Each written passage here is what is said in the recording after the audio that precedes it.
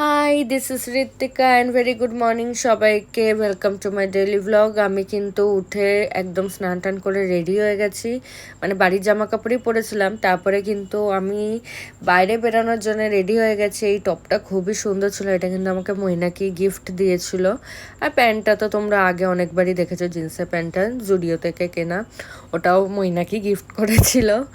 আর এখানে কিন্তু আমরা এখন যাচ্ছি হচ্ছে সিনেমা দেখতে। তো আমি এখানে কিন্তু হালকা ফুলকা রেডি হয়ে যাচ্ছি, কিছুই না, ক্রিম মেখেছি, ক্রিম মেখে কাজল পরেছি, একটুখানি মাস্কারা লাগিয়েছি, আর অল্প ব্লাশার আর লিপস্টিক তো ম্যান্ডেটারি। আর এখানে দেখো, এখানে কিন্তু আমি রেডি হয়ে গেছি। আর হ্যাঁ, যেটা মেন সেটা হচ্ছে টিপ পরেছিলাম। তো এখানে কিন্তু আমি রেডি হয়ে গেছি। রেডি হয়ে কিন্তু আমরা এখনই বেরিয়ে যাবো, কারণ অনেকটাই লেট হয়ে গেছিলো। আমরা বেরিয়েছিলাম 4টে থেকে শো, আমরা বেরিয়েছি 3:50 নাগাদ। তো এখানে কিন্তু আমরা তাড়াহুড়ো করেই আমাদের একটু যেতে হচ্ছে। তো আমরা এখানে আরেকবারও সিনেমা, আমরা যেখানে যাচ্ছি এটা হচ্ছে রাধা স্টুডিও, যেখানে আমরা একবারই সিনেমা দেখেছি এর আগে। আর হলটা যথেষ্ট সুন্দরও, বেঙ্গলি মুভি চলে এখানে। আর এই যে এখানে আমরা কিন্তু পৌঁছে গেছি, আর যথেষ্ট ভালো স্টুডিওটা, মানে সিনেমা হলে। এই যে ভেতরটা দেখো, এখানে এরকম গাছপালা লাগানো, সানফ্লাওয়ার দিয়ে, মানে এগুলো আর্টিফিশিয়াল সানফ্লাওয়ার, ওইগুলোই পাশে পাশে লাগিয়ে রেখেছিল। তো এরকম ছিল। আর ভেতরটাও দেখো, ওই দিকে সব মানে আগেকার দিনে যেগুলো ফিল্ম হতো ওই সব জিনিস রাখা ছিল, মানে অ্যান্টিক টাইপের বলতে পারো। আর এখানে কিন্তু দেখো হল পুরো ভর্তি।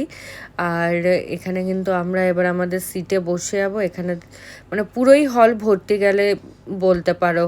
আর সিনেমাটা নাকি খুবই ভালোও হয়েছিল। আর সিনেমাটার নাম তোমরা নিশ্চয়ই বুঝেই গেছো, বেঙ্গলি মুভি সপ্তডিঙার গুপ্তধন। আবির চট্টোপাধ্যায় থাকে, আর এখানে আরও দুজন থাকে, ওদের নামটা ঠিক আমি জানি না, বাট ওরাও খুব ফেমাস কিন্তু। আর এখানে কিন্তু কৌশিক গাঙ্গুলিও থাকে, কারণ ও যেই সিনেমা, আমি এটা দেখেছি, লক্ষ্য করেছি যে যেই ও যেই সিনেমাটা ডাইরেক্ট করে, তো ওটা ও কিন্তু এখানে পার্ট নাই, ছোট হোক কি বড় হোক। আর এটা খুব ভালো ব্যাপার একটা, যে ডিরেক্টর হয়েও নিজেও অ্যাক্টিং করছে, এটা খুবই একটা ভালো ব্যাপার। তো সিনেমাটাও দুর্দান্ত ভালো হয়েছিল, খুব ইন্টারেস্টিং ছিল। তোমরা সবাই কিন্তু দেখতে যেও। আর এখানে কিছু ক্লিপ তোমরা দেখে নাও।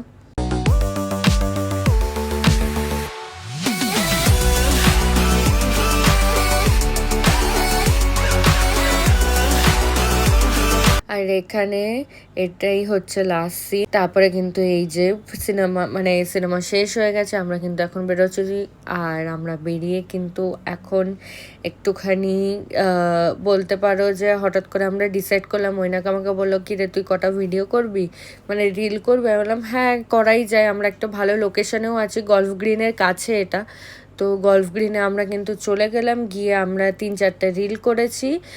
এগুলো পরে তুমি আমার প্রোফাইলে দেখতে পাবে, আমাদের প্রোফাইলে আর আমার প্রোফাইলেও। তারপরে আমরা কিন্তু চাটা খেয়ে আমাদের একটুখানি বাজার করার ছিল, কারণ আমি এবার থেকে ঠিক করেছি যে আমি কিন্তু আর ভাত খাবো না। মানে বলতে পারো যে ওটা খুবই কম, মানে হয়তো মাসে 1-2বারই খাবো। এর জন্যে কিন্তু এখন আমি মাংসের দোকানে এসেছি কিছুটা মাংস কিনে। আর এখানে আরও কয়েকটা জিনিস কেনার আছে। আমরা এখন একটু স্ন্যাক্স খাবো, কারণ আমাদের খিদা পেয়ে গেছিলো। আমি দুপুরবেলা ওটস খেয়েছিলাম, আর ও অফিস থেকে এসেছে, সেই সকালবেলায় খেয়েছিল। তো আমরা একটুখানি স্ন্যাক্স নিয়ে নিচ্ছিলাম। ফার্স্টে আমরা নিয়েছিলাম হচ্ছে, পরে তোমরা সেটা পরে দেখতে পাবে। আর এখন আমি যেটা বলছিলাম যে আমি ভাত খাবো না ঠিক করেছি, তো এর জন্য একটুখানি চিকেন নিয়ে নিয়েছিলাম। আর এখানে কিন্তু ভেজিটেবলস নিয়ে নিচ্ছি, কারণ এরপরে আমি ভেবেছি চিকেন স্যালাড করেই খাবো, তো ওর জন্য। আর এখানে দেখো, এগুলো আমরা কিনেছিলাম। আর এখানে কিন্তু আমরা ট্রান্সফর্মার দেখতে দেখতে খাচ্ছিলাম। তারপরে কিন্তু মৈনাক চলে গেছিলো। আর আমার যেটা ডেইলি রুটিন, যেটা মা দেখলে, মানে এরকম অগোছালো দেখলে মা কিন্তু বকা দেবে আমাকে, তো তার জন্য কিন্তু আমি গুছিয়ে নিচ্ছি বিছনাটা। তারপরে যে প্লেটটাতে খাবার দাবারগুলো রেখেছিলাম ওটা আমি ধুয়ে নিচ্ছি। তারপরে কিন্তু মা আজকে ভাতই দিয়েছিল আমাকে, আগের দিনের ভাত ছিল, তো ওটাই আমি যে চিকেন কিনেছিলাম তার সাথে গিলেমেটে কিনেছিলাম, ওটাই কিন্তু এখন খেয়ে নিচ্ছি। আর এখানেই আমার data end. So ta-ta, good night.